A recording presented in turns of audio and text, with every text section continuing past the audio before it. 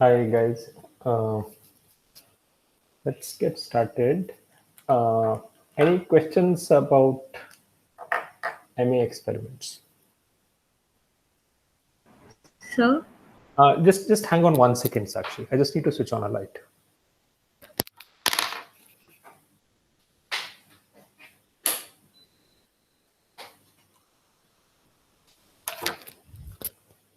Yes. I don't know basically if it has been discussed since I was not present last classes, but natural selection and genetic drift, are they like so distinct? Because I read somewhere arguments have been raised uh, about this. I'm sorry, I didn't understand your question.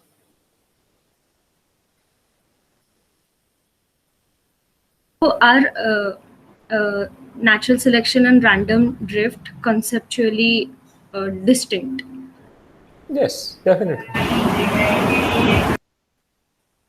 Yes, definitely. Okay. That's what our whole discussion has been about, right? Natural selection is uh, among variation existing in a population, phenotypic variation existing in a population, the phenotype which is best suited has the best likelihood of being propagated. And that's natural selection. And drift is just the action of random chance. So these are two completely different forces dictating fates. Okay. All right. Uh, Questions about MA experiments?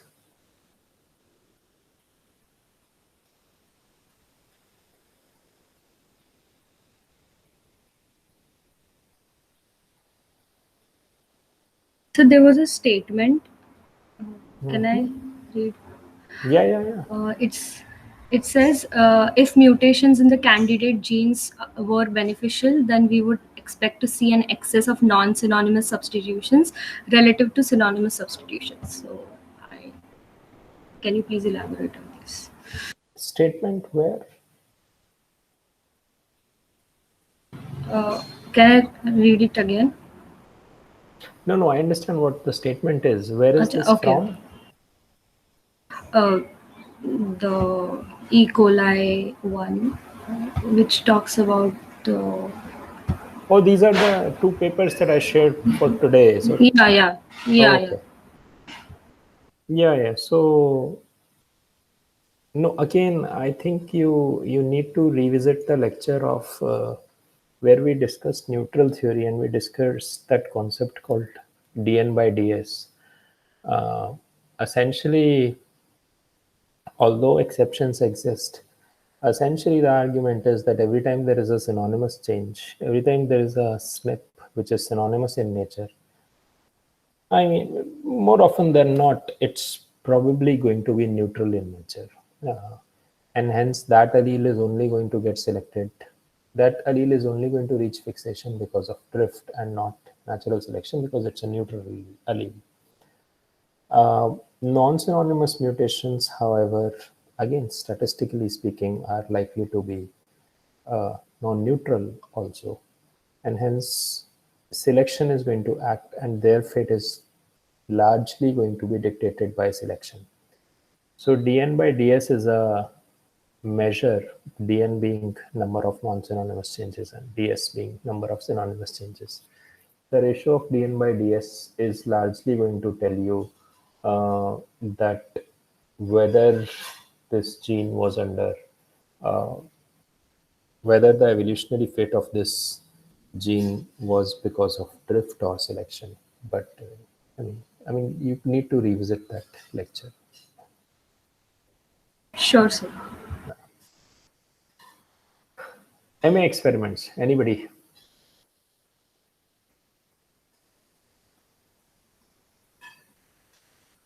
No questions?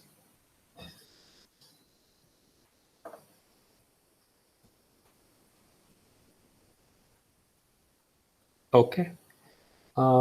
Then I need somebody to tell me what are the two big statements or big take two or however many uh, lessons from the two papers that I shared.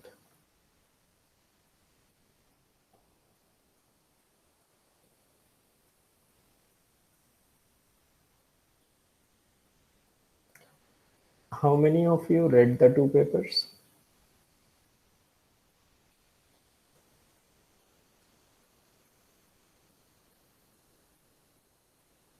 How many of you did not read the two papers?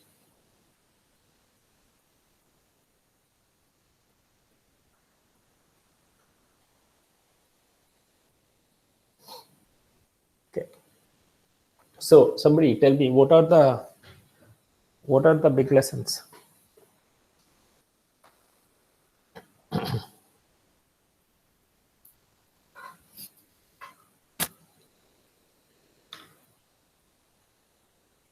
Come on, guys.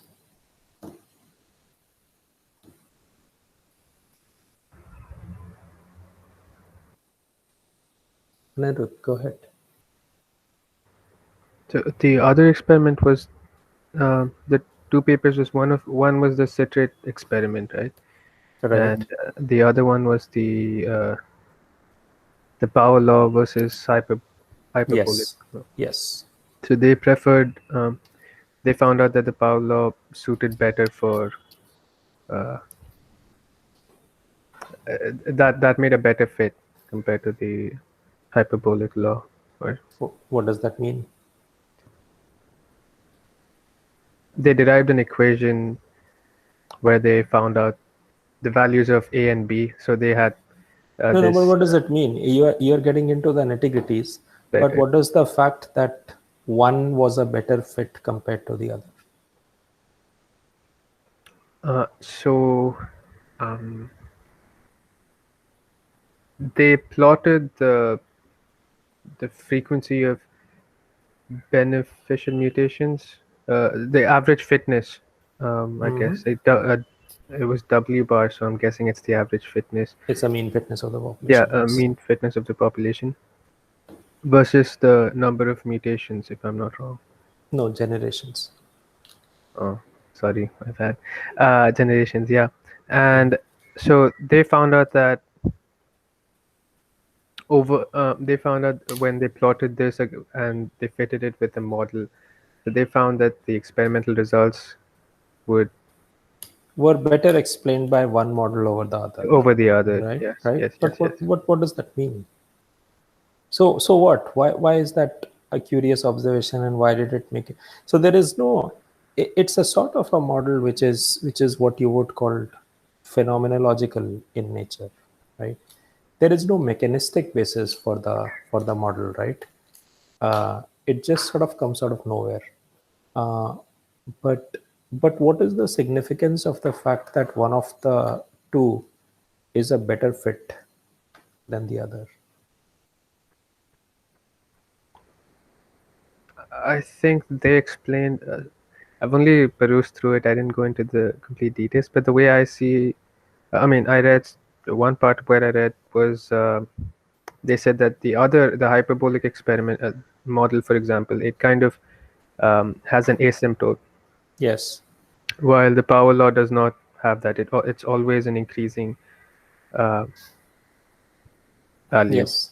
Yes. Yes. And why is that important? Well, I don't want to pick on you. Others, tell me.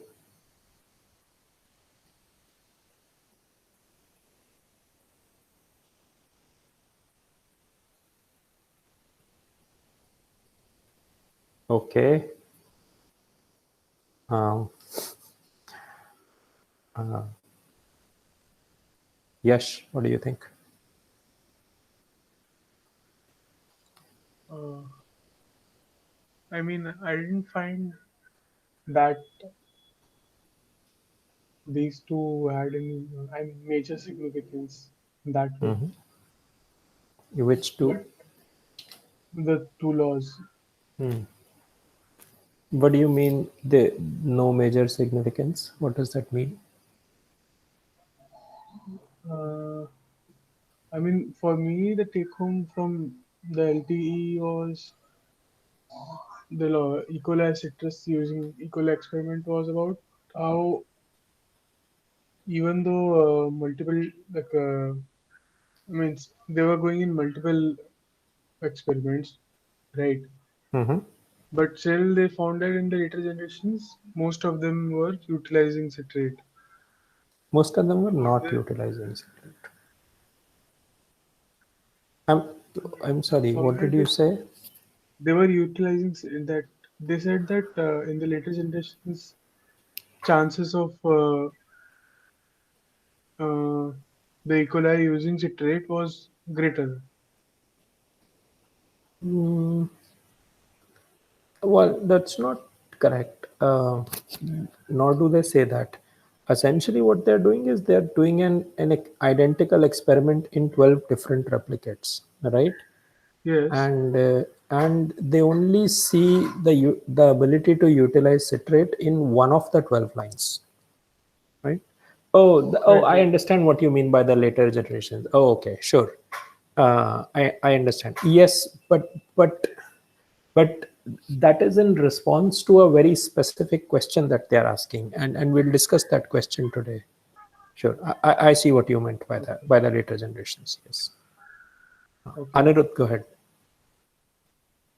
I think he just meant that the probability of getting the citrate mutation Yeah, increases yeah, over here, and I yeah, think yeah.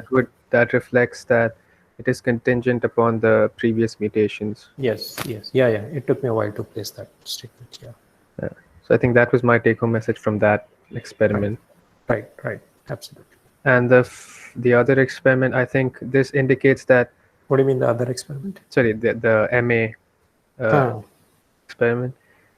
You asked what's the yeah, yeah. significance I mean, of that. we ended last class by discussing MA experiments, right? So I wanted to start with if there are any questions related.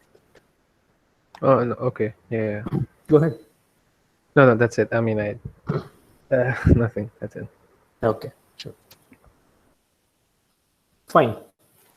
So if there are no more comments, what we'll do today is we'll discuss these two papers today, and on Friday, what we'll do is we'll discuss the precise mutations that happened, which facilitated the use of citrate in this one particular line. So uh, the logistics of the equation of not the equation of the experiment are this: that you are growing E. coli at 37 degrees Celsius uh, in an environment which contains where growth is limited by glucose. Uh, and when we say something is a limiting agent for growth, what that means is that if I were to increase the amount of glucose that's present in the flask, suppose I were to double the amount of glucose that I saw in that I have in the flask, uh, the growth, that means the biomass that is accumulated in the flask at the end of the growth phase, uh, will also be doubled. If I were to triple it, it would also be tripled. I mean, the linearity holds for some degree. Whereas if I were to keep glucose the same and double the nitrogen source, I would not necessarily see twice the amount of growth take place, because growth is limited by how much carbon is there in the environment. So the limiting agent in this environment is carbon, and the particular carbon source that they are using is citrate. And for reasons that we discussed the other day at the start of this experiment, uh, is is is well, there's a lot of citrate present in this environment because of the reasons we discussed the other day. But citrate cannot be used cannot be used by E. coli in these conditions. So hence it just remains unutilized in the environment, and this keeps on happening. And when the growth, after 24 hours of growth in this one, what you're doing is you're doing a 1:100 dilution into the next flask, which contains the identical recipe. And this is continuing for however long you want to. So in terms of sort of maintenance of this experiment, it's not a very difficult experiment to maintain, in the sense that you just need a little bit of media and you come in every day, and this transfer process takes literally 2 minutes. So you do it and then you forget about it for the next 24 hours, and so on and so forth. And currently, I think the experiment is around 75,000 generations old. What is interesting is that Lenski, when they started this experiment, did not start with just one line, but they started with these 12 identical replicate lines. So this is one such line. There are 11 others exactly like this. So, I mean, one of the original questions that they were interested in asking was this rhetorical question that was posed by the paleontologist and historian Stephen Gould, who wrote that who asked this rhetorical question that what if the entire tape of life on the planet was replayed, and would, in those circumstances, if we replayed the tape of evolution, if we replayed evolution on this planet right from scratch from 4 billion years ago, and we let 4 billion years pass again, would evolution take a trajectory such that organisms such as you and me will be inhabiting the planet? Or the evolutionary trajectory is more chance dependent, and we would see a completely different outcome in terms of the living organisms present there, or whether even the fact that the living organisms do exist on the planet. So this is sort of, the question is aimed towards answering that what features of evolution are sort of chance dependent, and what features of evolution will take place. What are the features which will take place given a physical and a chemical environment in a particular niche. So what this experiment does is, while Gould's question was rhetorical, but this experiment does allow us to ask that question in obviously a much smaller scale. So 12 different independent replicates, and what we are looking at is what are the trajectories associated with these 12 lines. And some of the reasons for the choice of the organism are given here. Many of these still hold. So E. coli, it's just extremely easy to propagate, but that's true for a few dozen species of bacteria, very easy to maintain. The one big advantage with bacteria is that, also with yeast, is that we can store samples practically indefinitely. So in this experiment, when I'm at generation 1000, I can just take a bit of a culture and store it at -80°C for practically infinite time. And suppose I want to compare 75,000 generation with generation 1000. I can just take this vial out from my freezer and take a little bit of that, grow a culture, and then I can quantify the performance of that culture versus that of the 75,000 generations. So in terms of being able to compare stuff, I don't have to do it.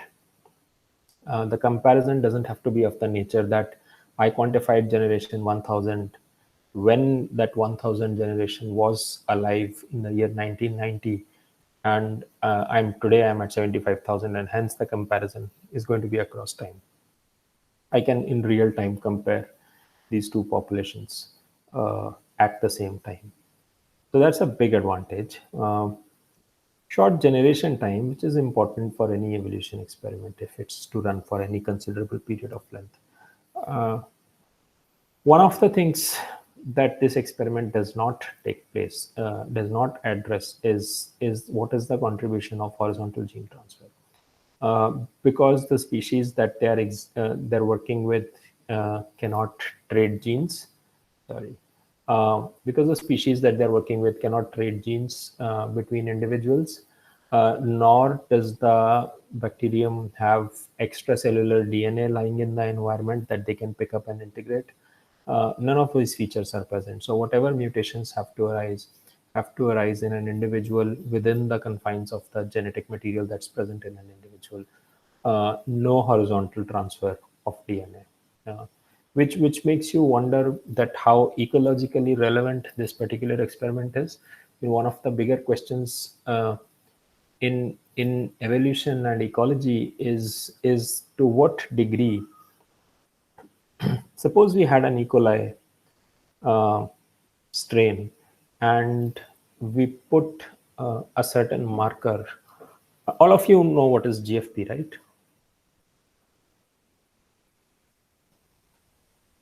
Anybody who doesn't know?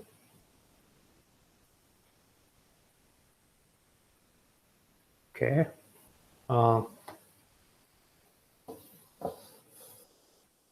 right. Let me simplify that. Now, suppose I have a E. coli in lab. I can modify its DNA such that at one place in the chromosome, I put 500 A's together. Okay.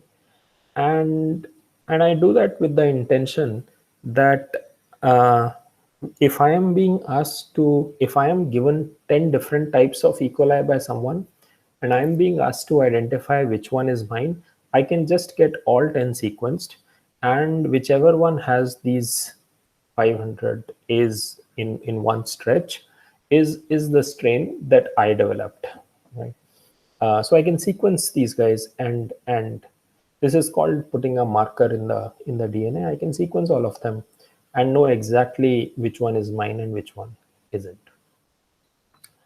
So the big question that's unknown today is, one of the big questions that unknown today is that suppose I made an E. coli which had this marker so that I could identify that this is the E. coli that I started work with, and I suppose place a population of that E. coli in a certain ecological niche. Many E. coli variants can survive in soil. Many can survive in water. So I put some individuals of this particular strain in soil, and then maybe I let some time go by, and after a certain period of time, maybe a few months, I recover that E. coli from the same ecological niche, and I find my strain that I put, and I'm able to identify that because it had those 500 A's together. So I sequence a whole bunch of guys, find the one that I placed. But now in this intervening time, this particular strain has not been sitting idle, right? It has acquired beneficial mutations, which are going to be useful in the environment that they've been placed in. So the question that we do not know and do not have an answer to is that these beneficial mutations, to what extent are these beneficial mutations going to be of the nature that these arise from within the genome? That is, let's say a non-synonymous mutation in a particular gene, deletion of useless genes, all sorts of things, right? And to what extent are these mutations going to be where they come from DNA which is picked up from the external environment and arise because of this horizontal gene transfer? And in an ecological niche, which one is a more powerful mechanism of evolutionary change is a question that we do not have an answer to.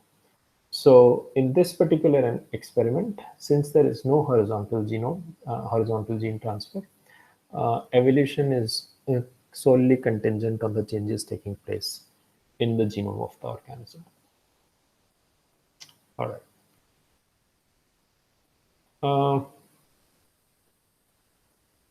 we can estimate fitness, an ancestor versus evolved, or generation 1000 versus generation 10,000 at any given point in time in this experiment, precisely because of the fact that I can store the intermediates and also the ancestor in a freezer and revive them at any point I want, and I can compare them against each other. And a standard way of doing this is what is called a competition experiment. And I want to discuss a competition experiment because it's a big part of a paper that we're going to read next week. So in a competition experiment, my objective is that if I have strain A and strain B, let's say generation 5,000 or 10,000, it could be anything, right? I have strain A and strain B, and I want these strains to compete in an environment and see which one does better than the other, right? How would you do this experiment? Suppose I gave you two strains A and B, and I give you a precise environment, that low glucose environment. This is the exact recipe of the environment. Can you tell me their fitness in this particular environment and which one is fitter? How would you do that? Relating it with growth. You have to be more specific than that.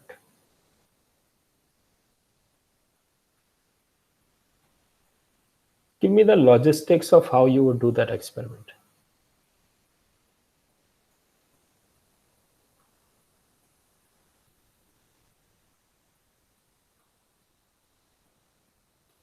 Is the question clear? What is the end result we want?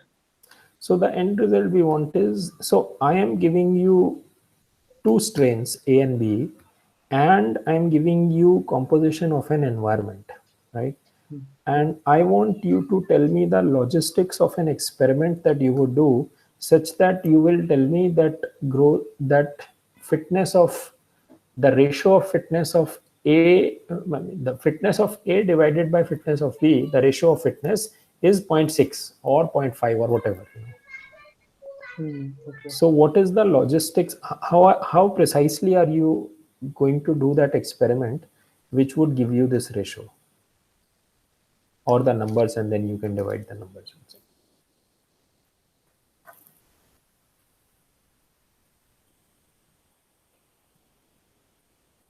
Somebody.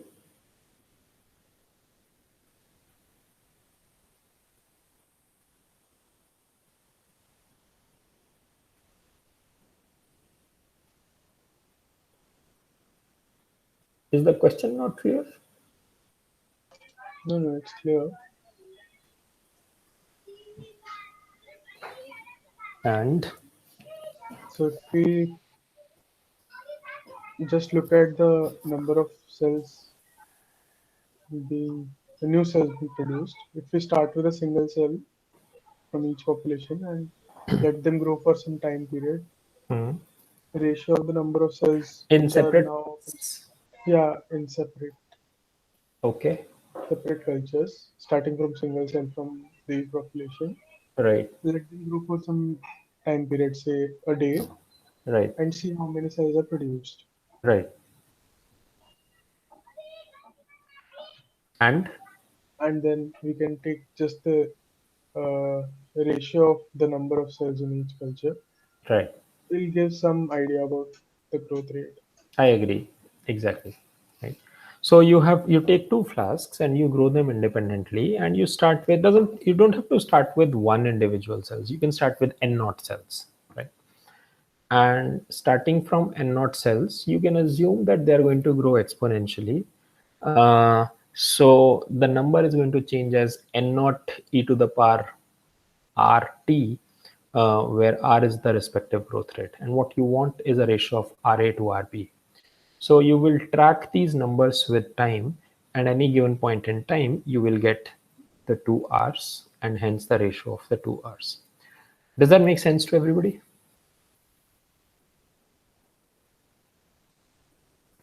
Yes. Yes, sir. Right. So that's one way of doing this experiment. However, if you were doing this, let me pose an example, and then you tell me that why this particular experiment may run into problems in certain contexts, right? Now, imagine this, that there is a carbon source, right?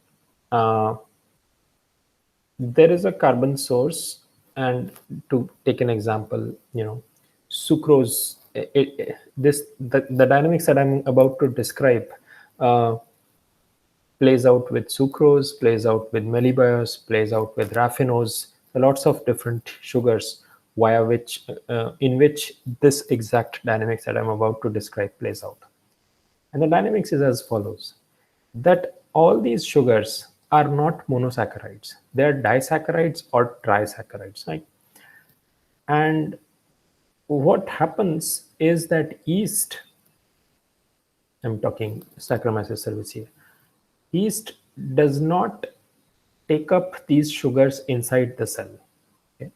Instead, what it does for each of these three sugars is that yeast secretes an enzyme into the media, and then this enzyme that is secreted hydrolyzes this di and trisaccharides into the constituent monosaccharides.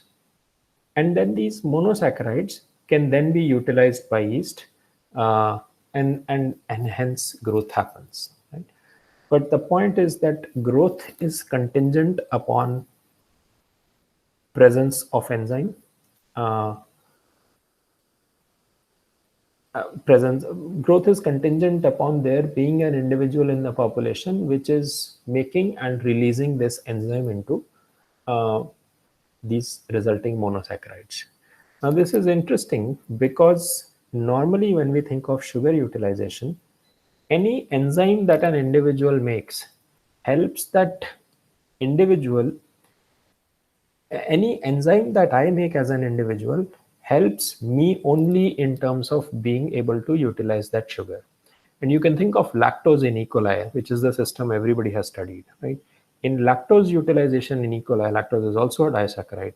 What happens is that E. coli has a transporter which brings lactose in first, and then hydrolysis takes place into glucose and galactose via lactase.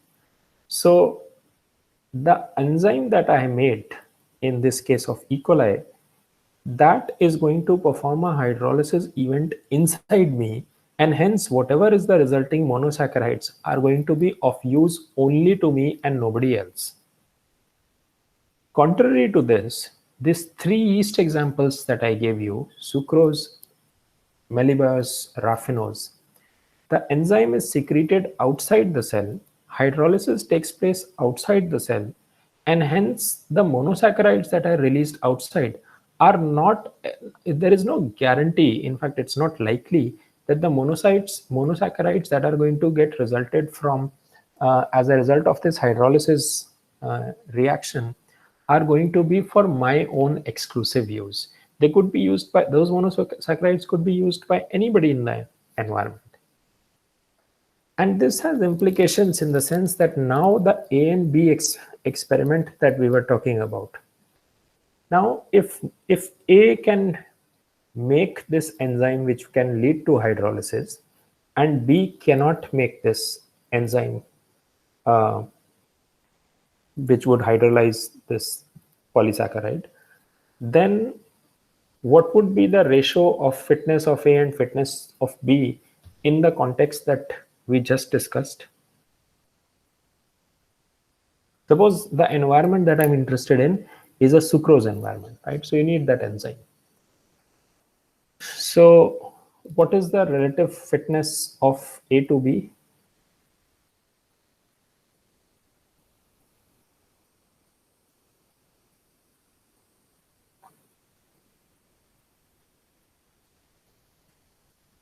Is the question clear?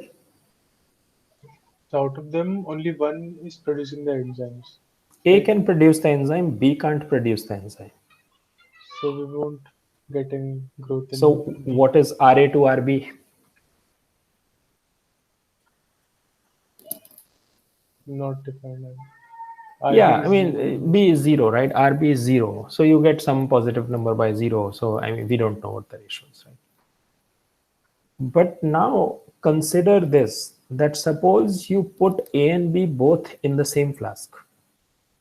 You put N naught individuals of A and N naught individuals of B in the same flask, and then you let growth happen for a while, and you know the ratio at the beginning of the experiment was 1:1, and after a certain amount of time you again calculate the ratio of the two types of individuals, and you then compute uh, the relative fitness of the two individuals. In this particular example, what do you think? If you start with n naught individuals of each at t equal to 0, at some point, some future point in time, what is going to be the ratio of just the number of individuals? What is NA by NB going to look like at some future t? Uh, is it going to be equal to, less than, or more than 1? Anybody? Approximately 1, I think. Okay, why do you say that? Since they're pretty much in the same environment within the, and together, so this sucrose can be degraded by A maybe, but Yeah, it could be taken equally by A and B. correct. Yeah. So, so Yeah, Sakshi, go ahead. I think it may vary because, as you said, we don't know since it is getting excreted. Sorry, not excreted, secreted out of the cell. So we won't know. So maybe it will depend upon other factors other than the limiting factors. How fit is the particular strain? No, but how we don't know. I mean, other than the fact that A has the sucrose hydrolysis gene, it's encoded by a gene called SUC2, uh, and B doesn't. Genetically, they are identical, so there is no difference. Okay, so in that case, it will be probably one. Okay, other thoughts? I think it will be slightly less than 1 Why do you say that? because B population doesn't need to secrete this enzyme. Yeah, So whatever time required for secretion, not maybe not that high, but yeah, still yeah. significant time will be spent in secreting. A Uh-huh. is doing that for B, so Uh-huh. B has extra time for growth. That's how I see it. Yeah, and that's how it plays out. That's exactly right. Uh, in The only thing I would change in that narrative is that you don't say that whatever time A has for secretion. It's not about time, right? It's about expenditure of resources that I have to that I have to channel towards synthesis of this enzyme, Okay, okay, yeah. right? So I may have to push 1% of my cellular energy towards making this enzyme, because making that enzyme is so crucial in this environment, and B doesn't have to do that. So B is sort of a freeloader, uh, and this sort of plays out as you can quantify the cost of protein synthesis in an experiment such as this, because the only difference between the two is that one is making SUC2, the other one is not making SUC2. And if you were to do this experiment, compete A and B, what you would note is that RA and RB, RA divided by RB, which is the ratio of the fitnesses, is comfortably less than 1. So it pays to be not making this enzyme in this environment. And while this may seem a not representative enough experiment, that A and B, you just add A and B where one lacks SUC2 and one doesn't lack one has SUC2, it plays out another way. Suppose I grew a culture in sucrose. uh, Suppose I grew a bunch of individuals which are growing in sucrose, and all of them, they're genetically identical, so all of them can make suc2. Now, and if I keep propagating them in sucrose environment, right, just as Lenski is doing it in glucose environment, if I keep propagating them in sucrose environment, can you tell me a beneficial mutation that might occur?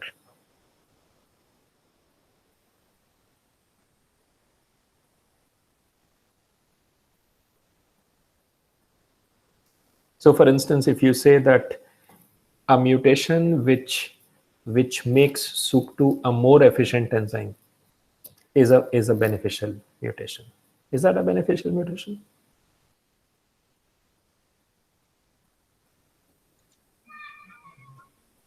You mean if sucrose in the environment is broken down into glucose and the cells are sensing it, then they won't secrete SUB2. That mutation, I think, yeah, that will be beneficial. So sucrose is a disaccharide of glucose and fructose. Okay, so these are the two resulting monosaccharides that get released. But okay, let me just say this first, and then we'll come back to it. That if you were to propagate in sucrose, one of the mutations that will arise for sure is that you will have an individual which has stopped making suc2. Okay, and this will arise, and this will arise fairly soon. And the reason is that if you stop making, if I'm an individual and if I stop making suc2, then my fitness is enhanced in this population because I'm no longer paying for this enzyme. I'm just a freeloader who is benefiting from the expenditure that everybody else is incurring towards hydrolysis of this enzyme. And I don't have to do that, and hence I'm going to go faster than everybody else, right? So I automatically become that B type genotype that we've been talking about. Does that make sense to everybody? Yeah. Questions with this? Anything? Then eventually all the population will tend to turn to B. It can't. It can't, because what will happen is that as the fraction of B individuals increase, now B's high fitness is contingent on the fact that A is there to hydrolyze sucrose. If the B cannot take over the population, right, because B can't grow, right? So what will happen in a case like this is that there will be some sort of a equilibrium between A and B, and they will maintain themselves at a particular ratio, and that ratio depends on the exact dynamics of the system that we are talking about. Does that make sense? Yeah. What the phenomena that you're talking about can also plays out in some systems where the system's dynamics are such that you have B arise, and so B in this case is what in technical literature is called a cheater cell. So you have a cheater cell, and this cheater has a higher fitness than everybody else, so hence its frequency increases. And in a given environment, if its frequency increases so much that it's able to completely eliminate A, and it is known to happen in some cases, so it completely eliminates A, but now that it has eliminated A, it doesn't have anybody to support growth, and hence it gets wiped out too. And hence what you see is a crash of a population, because the cheater's advantage over the wild type was over the cooperator was just so much, right? And there are various ways in which the cooperators, the original A type, protects itself against the cheater. In the case of sucrose, again, I don't want to get into the details of the sucrose system, but essentially what happens is that when this hydrolysis takes place, so if I am the guy which made the enzyme which led to hydrolysis, I keep a significant fraction of the hydrolysis products for myself, and only the remaining fraction is released into the environment is shared with the rest of the population. So I, as a type, always keep a certain amount only for myself, and the remaining part is shared. So I ensure that I have set something for myself all the time. Right? Now, this is important from our context, because in this A and B example, when we started with the discussion that we want a ratio of RA divided by RB. In this sucrose example, if we do it in a way that Yash, you suggested at the beginning of this discussion, that we will grow them in two different flasks, we get some number upon 0, right? But if we do it, or we can do RB by RA, so we get a 0 ratio of the two fitnesses. Whereas if we put them in the same flask, right, then the ratio RB by RA that we get is going to be greater than 1, because B is the cheater cell and hence is growing faster than the cooperator cell. So depending on how we do this, you are getting a number equal to 0 and also a number greater than 1. So completely different results in depending on how exactly you framed your experiment. Does that make sense? Yeah. Right. So typically you are, when you do this,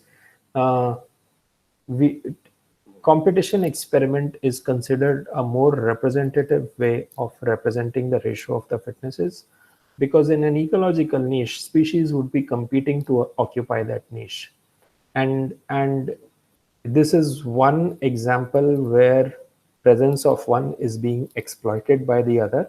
But you could have other sorts of dynamics too, that maybe A is releasing something which doesn't do anything to its own growth, but it's actually extremely harmful for the growth of B. So it could play out in a number of ways via these ecological interactions between species. But and hence a competition experiment where in the same culture you have all the participating species is considered a more relevant way of doing this particular experiment. All right. And then E. coli, there is ease of manipulation, right? And, that's just straightforward. We can go in and do all sorts of, we make all sorts of changes to the organism. All right. So, so this experiment was obviously started in a pre-genomics era. Sequences were not available. And some of the earliest papers, I think the first paper came out from this particular experiment was in 1991. And up until at least 96, 97, the papers that were published from this particular study are more phenomenological in nature, which means that the facility to go into the organism and study molecular changes, the DNA level changes that are happening, is still not available. And hence the kind of questions that you are asking, and the kind of observations you are making are more at just witnessing what is happening in the population. And these set of experiments and papers in the early 90s are actually, I think, a great example of how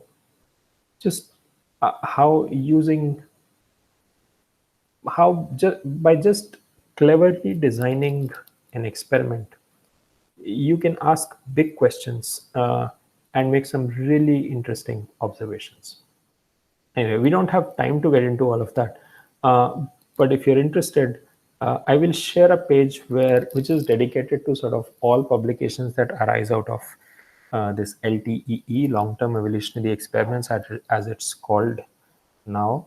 But I particularly enjoy the papers from that early part. In fact, there's a paper, Sakshi, this is to your question. There is a paper in 95 or 96 in Science, which where they ask, again, zero DNA sequencing, but just goes to show that if you think cleverly, you can ask some really neat questions. And the question that they ask in that paper is, that how do I know that evolution, what percentage of evolutionary change is because of selection, and what percentage of evolutionary change is because of drift. Uh, and by just using this experiment from LTE, they asked that question. It's a paper in Science in 95 or 96, I think. Anyway, from our context, we'll discuss a few observations.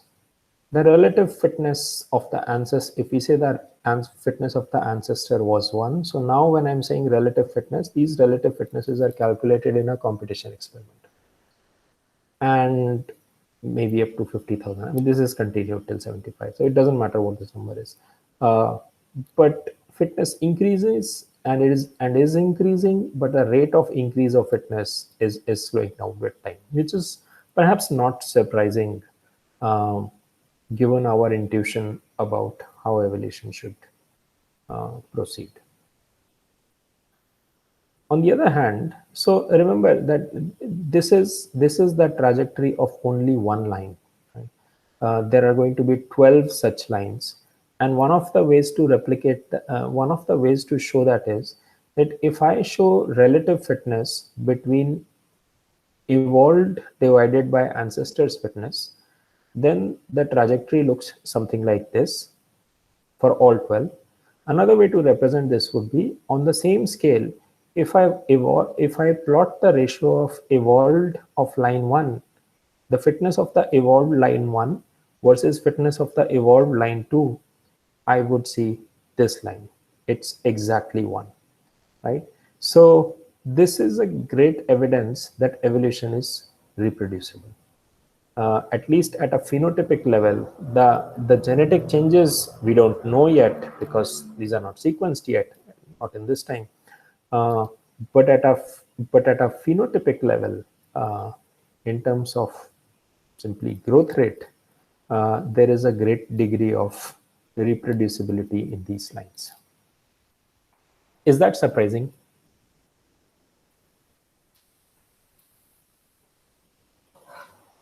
Why should that be so? That you have these 12 lines, and they have an identical pace of change of fitness, even though they're independent experiments.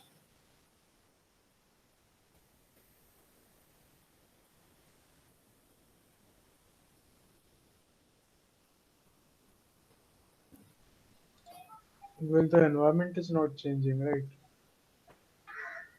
It's the same environment. I mean, the environment is changing in the sense that in the 24 hours of growth, because this is happening in flask, that environment is changing, but then you have the same exact environment for all the other lines. Yeah. So maybe environment, the composition is playing a major role, and since it is not changing, it is almost identical. Okay, yeah. Yes, complete your point. So my point was also same, right? I mean, all of them will experience same set of environmental changes. Mm-hmm. So their behavior will also remain somewhat similar. Yeah, but I mean, this is I mean, again, you can look at the actual data. It's just 1.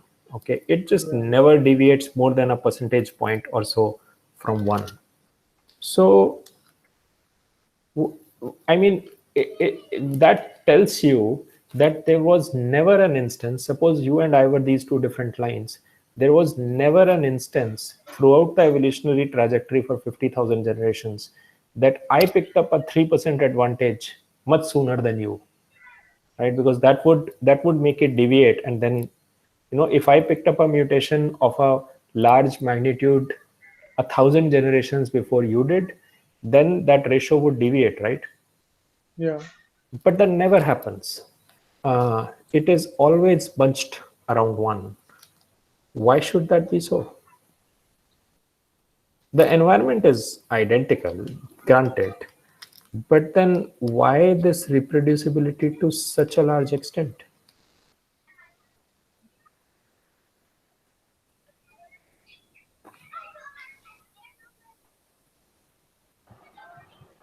The number of beneficial mutations available is very large and it's likely that both will chance upon one.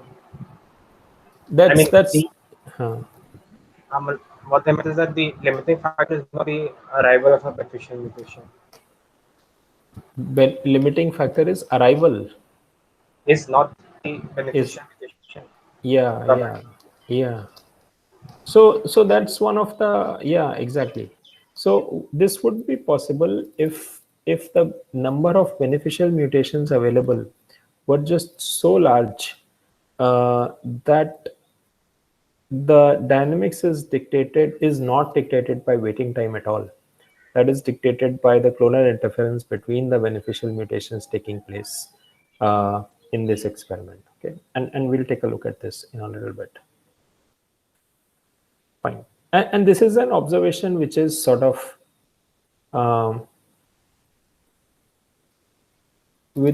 seen in numerous examples since, that if you evolve parallel lines in an environment, and that environmental context obviously changes from one experiment to the other, but a consistent theme in all these is that when you do this experiment, there is a remarkable degree of parallelism in terms of the phenotypic response of the population to a cue. You always see a near identical replication in independent lines. And that to me is pretty surprising that should happen. It's almost independent of the environmental context. The beneficial mutations are just so many that you will chance upon one, and your fitness gains will be there or thereabout as compared to another line evolving in the exact environment. Okay. Then an observation that doesn't really make sense to me is that cell volume is increasing. The ancestor cells were smaller, but as generations are progressing, size is increasing also. If you look at the 12 curves of the relative fitness with respect to the ancestor, they are extremely tight to each other. There is not much variability here. Compared to that, the variability in the cell size is much greater as compared to the fitness variation. But still, the relative trend of cell size is consistent across all 12 lines. And it's not really understood that why faster growing cells should be larger. And this is again an observation which since 94 has been done in, again, numerous environmental contexts in different species. It's been done with yeast also. But this is a consistent theme that faster growing cells are larger. And this is not only true in evolution experiment. If you take the same population and you grow them in low glucose and high glucose, the low glucose individuals are going to grow slower, high glucose individuals are going to grow faster. These faster growing cells are going to be larger as compared to the slower growing cells. And it's not really understood very well why that should be the case. I mean, if I had to guess, I would guess the opposite. All right.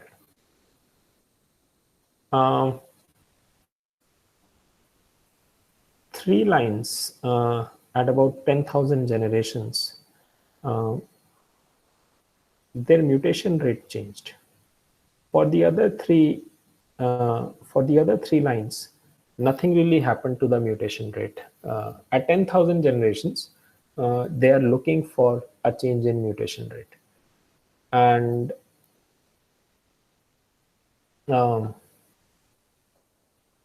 at this point in time, 10,000 at 10,000 generations, 3 out of these 6 lines have had their mutation rate change, and it's changed to an extent of 100-fold as compared to the ancestor's mutation rate. And by the time the experiment reaches 50,000 generations, another 3 lines have evolved to increase their mutation rate. And again, it's at least few tens times more as compared to the ancestral mutation rate. There is some evidence that mutation rate of some of these lines is coming down. And how this is understood is the fact that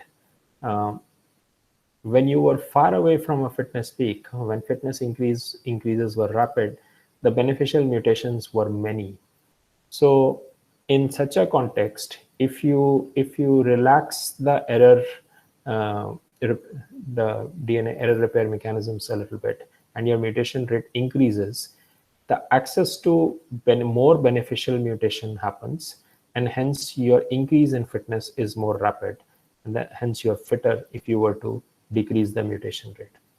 But as these populations are nearing fitness peak, whatever that might mean, the supply of beneficial mutations actually is drying up now, which is shown by the decrease in the rate at which fitness is increasing now.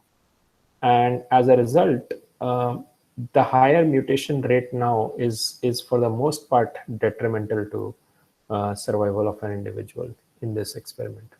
And hence we see now that mutation rates for some of these lines are coming down. All right, again, an observation which has since been seen in other experiments too. Question? A question. What is that? एक question. बोलो बोलो. हाँ, आपने बोला कि mutation rate अगर later generations में ज़्यादा तो it's detrimental because there are fewer beneficial mutations available. Yes. So the question is that if you're closer to the peak and there are fewer beneficial paths available, would a higher mutation rate enable you to scan a larger area and answer upon that rare mutation? Yeah. faster? No, agreed. That's definitely possible. That now that beneficial mutations have dried up, that's actually a reason for you to keep those elevated mutation rates there, because finding these beneficial mutations is going to be very hard, and having a high beneficial mutation rate is definitely something that could help you find that beneficial mutation. But two things. One is that E. coli's mutation rate is about 10 power minus 3 per cell per division. And what that means is that there is a mutation every 1,000 divisions. If you increase your mutation rate by 100-fold, that means there is a mutation every 10 divisions. That's a very high mutation rate. So that's one. So maybe that's too high. I mean, who knows? The second point is that the rate of increase of mutation rate was by mutations in these DNA repair genes, and the rate of increase has been by orders of magnitude. The rate of decrease has been marginal in these lines that has been seen. So it could very well be an interplay between these two variables that you and I are talking about. That one is that now there is a greater degree of deleterious mutations happening, but also it increases your chance of stumbling upon a beneficial mutation, and hence the decrease is not nearly as rapid as what the increase in mutation rate was.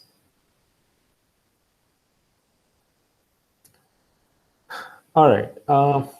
Maybe we can just skip this. All right. So 20,000, yeah. At 20,000 generations, they sequenced the genome. And what is your expectation? How many mutations do you think were there compared to the ancestor?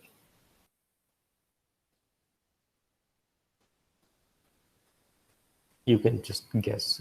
It doesn't matter.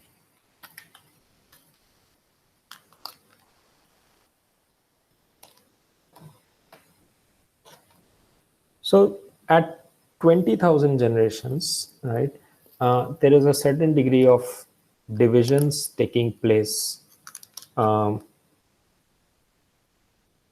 I mean, I don't remember the exact numbers, but there is a 100-fold reduction in population size every day, and hence an increase in population size every day also. So if the population goes from 10 power 7 to 10 power 9 every day, that means there are 10 power 9 minus 10 power 7 divisions taking place every single day. These number of divisions take place over 6 to 7 generations, right? So there is every six generations, there is 10 power 9 minus 10 power 7 divisions that are taking place. So the total number of divisions that has taken place is simply equal to 2000 divided by 6.7 into 10 power 9 minus 10 power 7.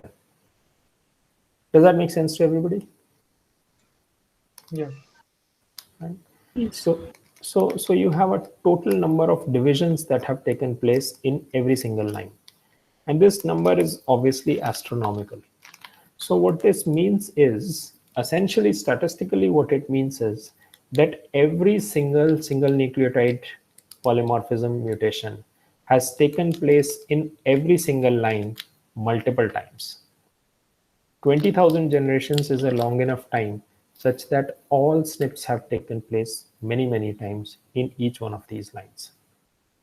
And now, but within this time, obviously the mutations reaching fixation will be extremely small compared to this astronomical number. And at 20,000 generations, the number of mutations that reach fixation is 45, I think. Yeah, 45. Which again, if I had to guess, I would have guessed something much more than this. So this is really small. So there are 29 point mutations. We understand that many of these, I think 22 of these 29 are in the coding region, and they are all non-synonymous. Right? They're all non-synonymous mutations. So and the other 7 are in the regions between genes or in promoter regions and whatnot.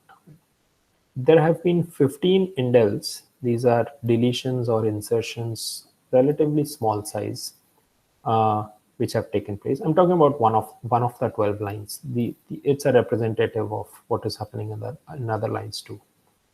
And there has been one inversion that has taken place of a large part of DNA. So this is the detail. This was published in 2009.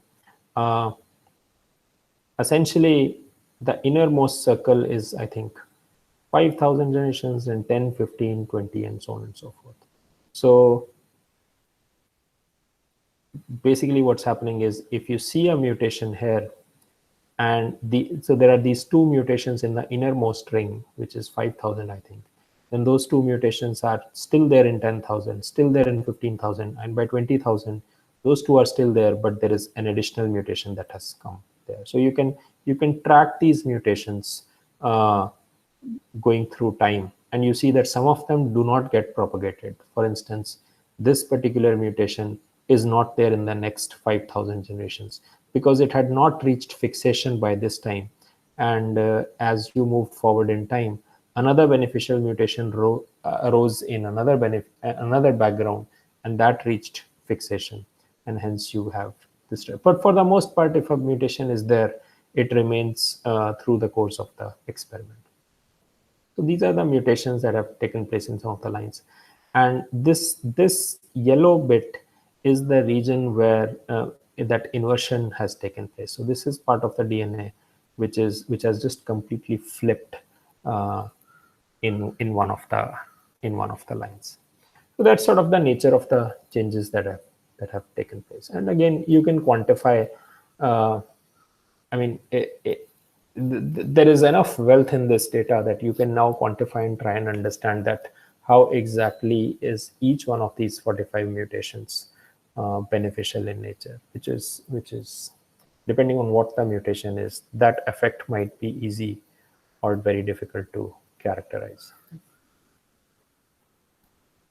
A very interesting observation at this time, which we don't have time to go through that, is that if I look at this at 20,000 generations, and I simply quantify number of mutations that are taking place every 5,000 generations, and in total I have 45 at 20,000. This proceeds almost like a clockwork. That, I mean, I don't know how many. So this is like 5 intervals, so 9, not 9, or whatever, 11. So this is like clockwork. At 5,000 generations, you have 10 or 12. Again, nearly 20, something like 20, 25, 35, and 45. What does this linearity tell you?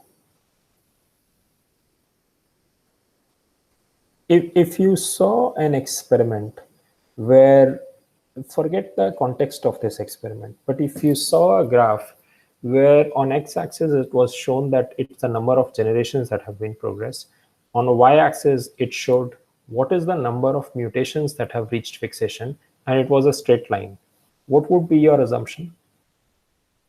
What would you conclude from that graph? Number of mutations reaching fixation is increasing along the generations.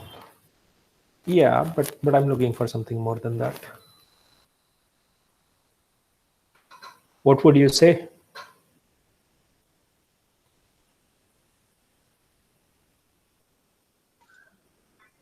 A few things are missed, maybe. I mean, it is not representative of what we know, correct? Well, what do you mean it's not representative of what we know? I mean, okay, as the number of generations is increased, we will see more mutations, agreed, but the distribution will be this linear. Yeah, so I'm saying that given the fact that it's linear, what would you say?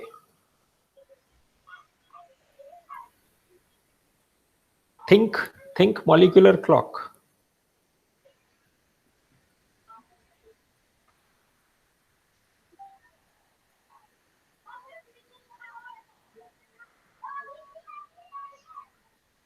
Somebody.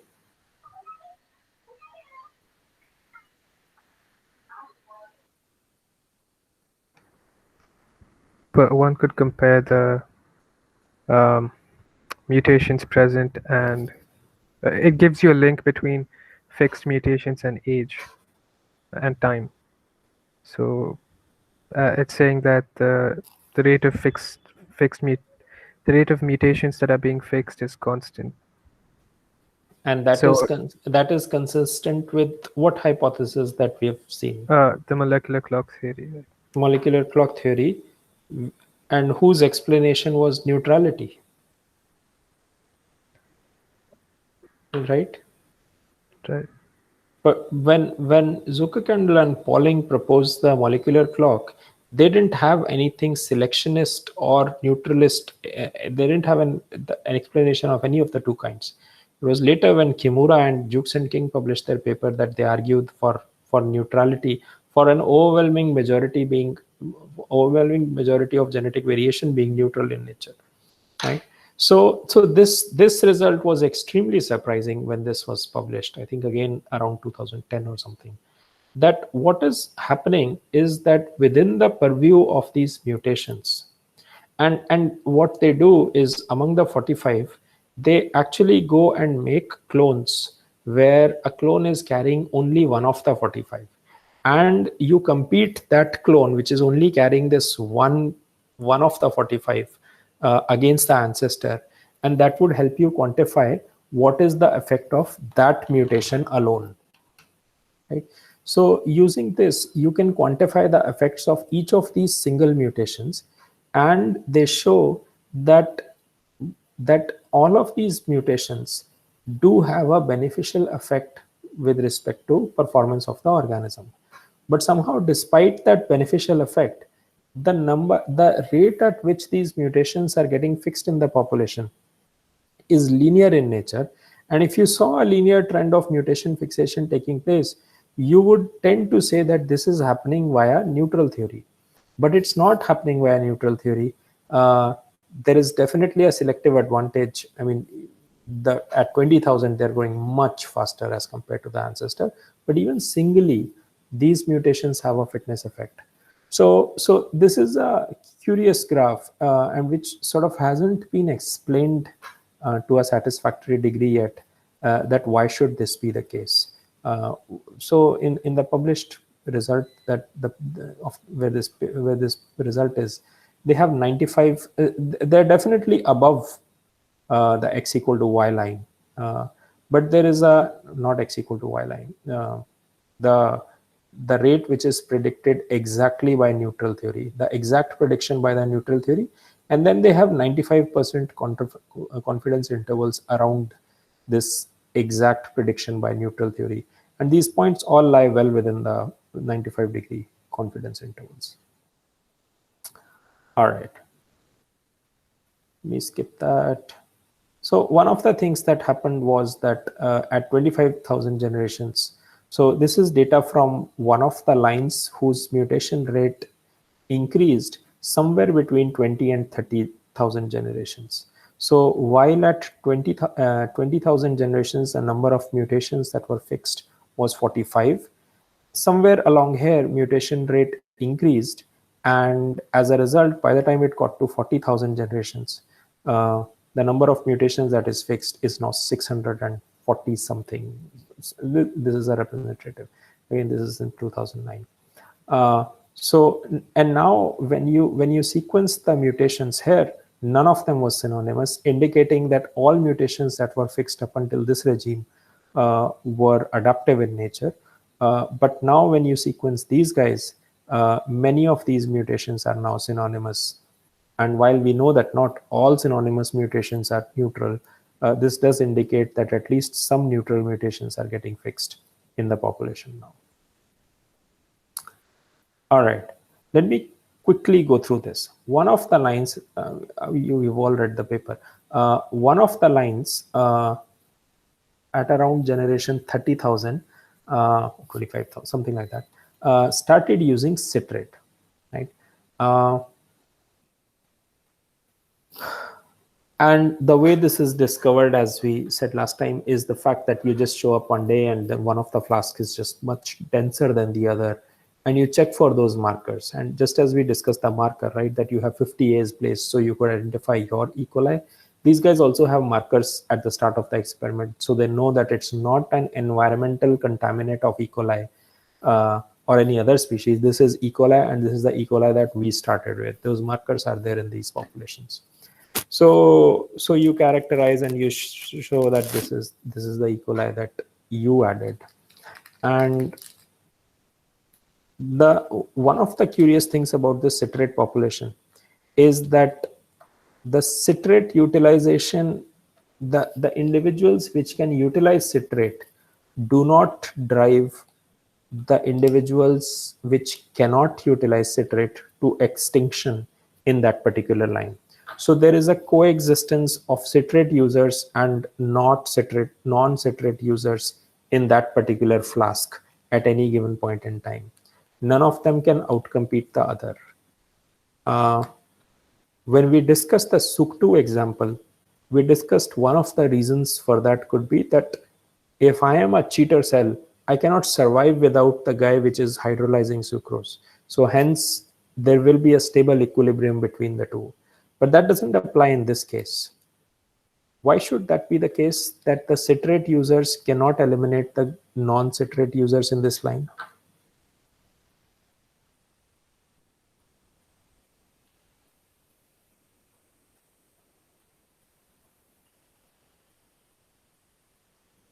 Anybody? Maybe the fitness is almost similar. What do you mean?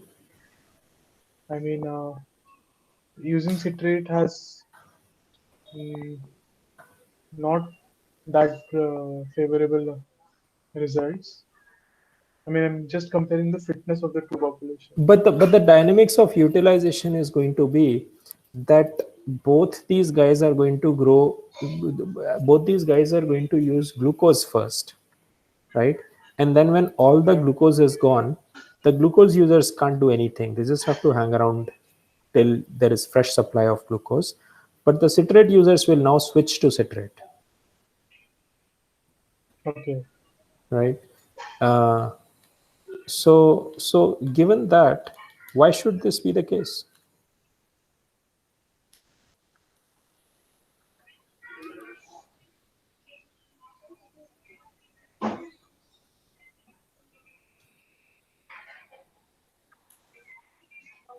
Maybe the citrate using population is separating something. Okay, so that's one. I'll just make a couple of points, and I'll leave them as questions for today, and maybe Friday we can start our class with a discussion on them. So that's one. Why should there be coexistence between why are citrate users not able to eliminate the non-citrate users?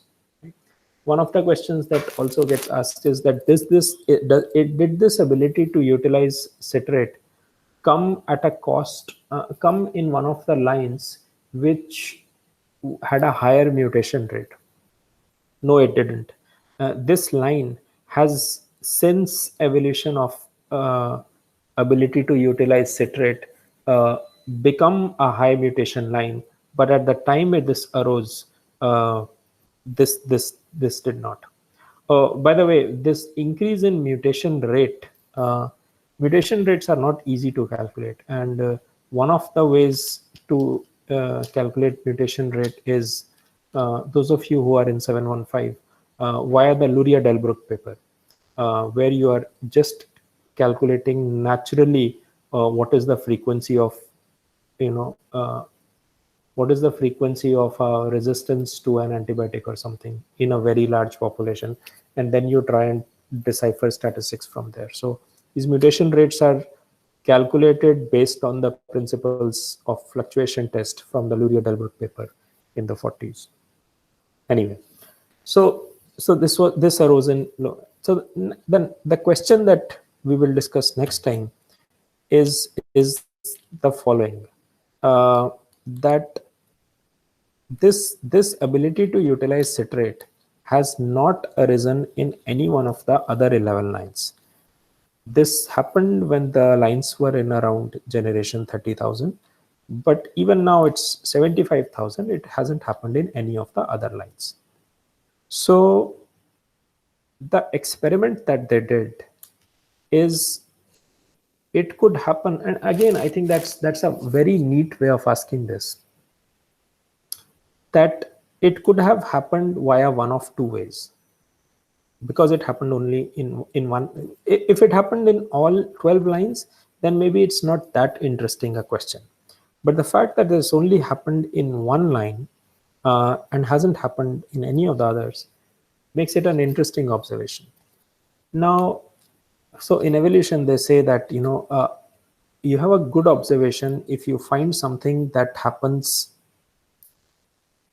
relatively frequently, so that you are able to observe it, but relatively infrequently, so that it's not trivial, that the increase in growth rate is a trivial observation. Every evolution experiment will see that. But the citrate one is not is such a hard observation that it never happened, but it's not trivial in the sense that it happened in all 12. That's a curious observation. Now, it could happen, the evolution of the ability to utilize citrate could have happened via two ways. One is that you needed an extremely lucky and a rare beneficial mutation for that ability to arise, right? And because of the fact that this has happened only once in one line, the nature of the mutation is not a SNP, is not a single nucleotide polymorphism, because a simple calculation shows that all SNPs have happened in all lines. But then there are other sorts of mutations also, that sometimes fragments of DNA get deleted, fragments of DNA get duplicated, fragments of DNA flip, and all these things can happen in addition to there being SNPs. You can have insertion of a nucleotide at a particular location. So maybe it was just one of these events, but while the probability of a single SNP happening in any of these lines is 1, all lines have had every SNP. The probability of these rare mutations that you need to have a DNA element flip at only at this particular, from nucleotide number 1,100,000 to 1,350,000, only that is the region which needs to flip for this phenotype to occur. If that led to evolution of that is one possible explanation, that it was just an extremely lucky mutation that happened in this one. The other possibility is that while the populations were evolving in glucose, they are picking up genetic changes that facilitate their growth better in this glucose environment, nothing to do with citrate. But then epistasis kicks in, that because the genetic background is changing, a mutation that happens in the evolved background could have other consequences which the same mutation would have not had in another genetic background. If that is the case, then this particular line was sort of primed to utilize citrate, in the sense that up until 30,000 generations, it acquired these 60 mutations. And now if the 61st mutation that happened in this line, now it was this 61st mutation that happened in this line which gave it the ability to utilize citrate. This 61st mutation, if it happened in any other background, would not have been sufficient to give it the ability to give the strains the ability to utilize citrate. That would not do it. But this sort of this trajectory primed this line to evolve into this ability to utilize citrate. That's one. So they do this screen to test which of the two hypotheses is correct with respect to the phenotypic observation that they make. And we'll discuss this. I'll take 2 minutes if you guys can hang around. We will study this experiment in the context of two contradictory notes. The first contradictory note is the 82 paper, where you see ability to utilize citrate arise within 100 generations. Why does it take in this particular experiment 30,000 generations, and that too 1 out of 12? The second is actually we'll look at it. So E. coli can use citrate as a carbon source, not in presence of oxygen though, right? So it has everything. It has a citrate transporter, metabolic genes, everything is present, but it just doesn't express that transporter in oxic conditions, in presence of oxygen. So presumably all you need is a mutation in the transporter, a mutation in the promoter, such that the citrate transporter is expressed even in oxic conditions. There is a very nice paper, 2016, from Jeff Gore's lab at MIT, where they are testing the potential of any random piece of sequence to evolve into a promoter. And I'll discuss that paper next time. And they show that you take any random piece of DNA and you put some selection pressure on this random piece of DNA to become a promoter. You can do that by placing a gene which is extremely important for survival underneath this piece of DNA, which is not a promoter.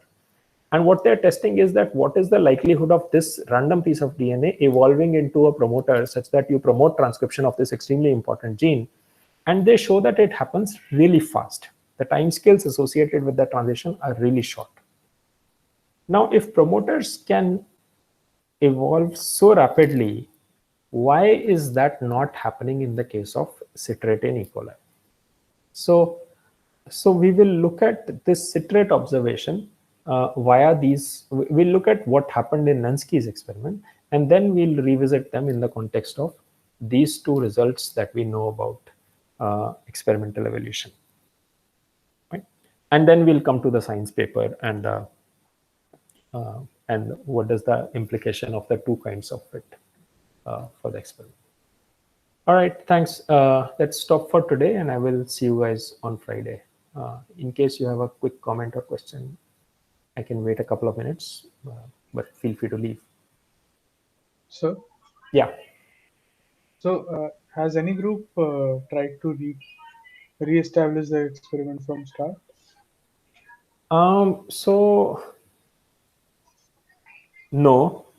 So this was started in '87. Lenski is now retiring, and the experiment is now moving to one of his former postdocs in Texas, who is now a faculty in Texas. So one is they are pretty selective about sharing their strains with people. Okay? They only like to share the strains among themselves. So that makes getting access to this harder, but I don't think that anybody is going to replicate it, and the reason is that doing the experiment on this particular scale, I mean, if someone did that experiment today, you would not do 12 strains, you would do many more than 12 strains, simply because technology has facilitated it. And the bigger question is that if you were to replicate this experiment, you would need to have a very good reason for somebody to be replicating it, right? What is the research question that you are asking when you're replicating this experiment or doing any experiment? What is the precise question that you have? Now, if you are going to invest 30 years of your life into this, right, you need to have a I mean, I wouldn't do it, but you need to have a reason which is better than simply recreating their results, right? Because this experiment is going to take a career, right? I mean, in 30 years, I mean, I consider myself fairly young at this point, but I am gone in less than 30 years. I don't have 30 years of service left. So it is going to take an entire career. And your question cannot be simply just recreating an experiment, right? What is it that you're asking is going to be the key. There is another experiment with yeast that is going on now. That is an interesting experiment because now you're asking about eukaryotes. Now you're asking a question about an organism where there can be recombination, where there is meiosis, there is sexual reproduction. So the dynamics of evolution there change. That experiment has recently crossed 10,000 generations. uh, but I don't see anybody replicating this experiment, and which just basically has added to the legend of this experiment now, right? Because this experiment has become the holy grail now, and I really don't think I think its status in scientific literature will only grow with time and not get diminished. No, I mean, I know that there is no specific question that it is solving, but there are many unresolved questions which can be picked up by repeating the experiment, right? Like what? For example, about the mutations, why are they so low? Yeah. 45 typical mutations. Yeah. No. I think in terms of these questions, people do ask them, but I don't think anybody has done it using the exact same model experiment. You just have your own systems, your own strains, your own environmental conditions. The questions have obviously been asked, but not using the same everything. Okay. Anything else? Yeah, so one more thing was how are they stopping horizontal gene transfer? I mean, E. coli have been found that it goes under horizontal gene transfer, right? So horizontal gene transfer happens via three mechanisms. Okay, in bacteria. One is that you can have uh, phage which can transfer DNA. Okay, Okay. that you have viruses. So what does a virus do? Virus goes in, replicates, kills the bacteria, packs its own DNA, and then leaves. Right. Right. But sometimes during packing of DNA, virus makes a mistake, and it Mhm. packages the host DNA also. Okay, and then when it infects a new individual, it transfers that host DNA that it just picked to another host, right? Mhm. For this mode of, so what happened was that a piece of DNA that was present in another organism, the virus infected that individual, picked up its DNA, and now it infected me, and in that process of infection I got that piece of DNA. This is Right. a Right. mode of horizontal gene transfer. But for this mode to happen, you need a virus, right? Yeah. So they So don't that have doesn't any work. transfer. That doesn't work, right? Yeah. The second mode of transfer is that one of the responses of many bacterial species when they are placed under stress is that they pick up environmental DNA and see if that DNA is of use to them. Okay. Mhm. So many soil bacteria do this. But that doesn't work because in the environment in this experiment, there is no DNA, Right. right? The third mode of horizontal gene transfer is that bacteria can have what is called bacterial sex. And essentially, what happens is that you have two bacteria come in contact with each other, they form a bridge between them, and they can trade genetic elements between themselves. Okay. Yeah. Now, to make that bridge, you need a piece of element which is on a which is not on the chromosome, which is on another piece of DNA in the which is, so you have the chromosome of the organism, but you have another piece of DNA which gives the ability to make that bridge with other individuals. Okay.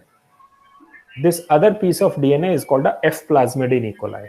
Many Mhm. strains of E. coli have this F plasmid. Okay. But the strain that they are starting with does not have the F plasmid. Okay. Okay. So what that means is that no two bacteria can form the bridge and trade genes with each other. So that is the Mhm. third mode of horizontal gene transfer, which is also not possible in the way they've designed the experiment. Okay. Okay. Yeah, that's why. Okay. Got it. Yeah. Thank you, sir. Yeah, sure. All right. I will see you guys on Friday now. So I'll just email you for the videos. Please share. I will. Sorry, I forgot. I will do that now. Yeah, Thank you so much, sir. no problem. Sir, can I also have access to the drive link? I'm sorry, Anjani, I can't hear you. Sir, am I audible now? Yes, just be a little louder. Sir, I didn't get the papers. Namrata told they were posted on Moodle. So, Oh, can right, you? right. Yeah, I will do that. Or I will just add you to Moodle. Can you send me an email with your roll number? Yes, sir. I will just add you to Moodle so you will have access to everything in the course. Okay, thank you, sir. Yeah, no problem. Sir, Bye. one thing. So, how did they measure the mutation rate after generation? There was one graph between the rate of mutation, Yes. amount of mutation. So, just by sequencing, simple sequencing. No. So you can't get mutation rate from sequencing. Can you tell me why?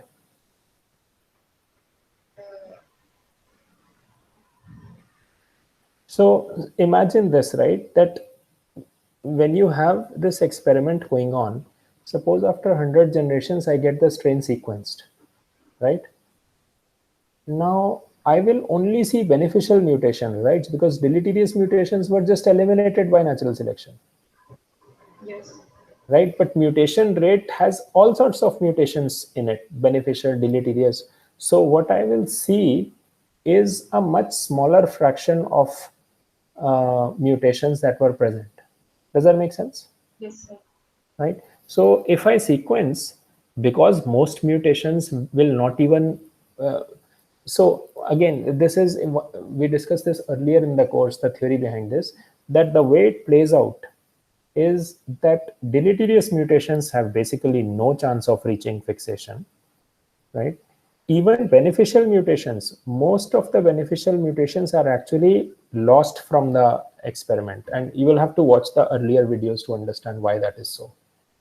Okay, so the mutations that you will see at the end of the evolution experiment from sequencing is going to be an extremely small fraction of all mutations that happened. And as a result, if you estimate mutation rate from sequencing at the end of the experiment, your estimate of mutation rate will be extremely small compared to the actual mutation rate. Okay. So there are two ways to discuss, I'm sorry, not discuss. There are two ways to estimate a mutation rate. The first is using a technique that was developed by Luria and Delbruck in 1940, which is called a fluctuation test. Okay, and I can't get into the details, but I will read it.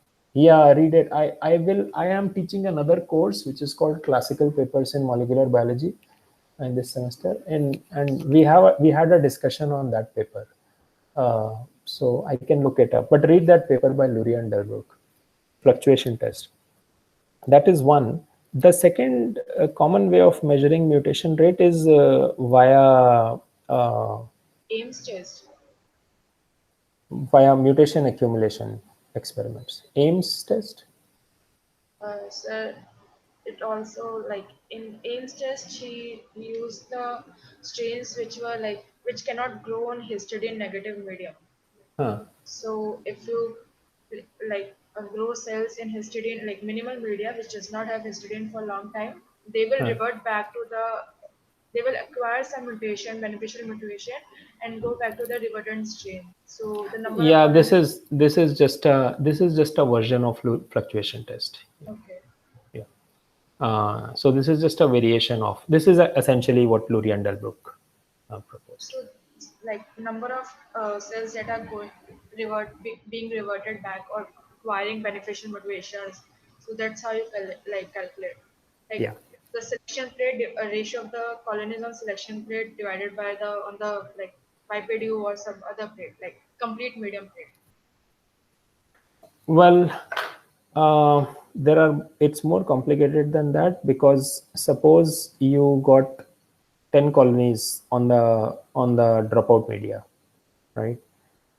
Now, does that mean 10 independent revertant event happened, or does that mean that only one reversion event happened and that individual then multiplied into 10? Do you understand the question? But if there are 10 different colonies, like How do you know that it was 10 reversion events, or just one reversion event and then that individual replicated to give you 10 individuals?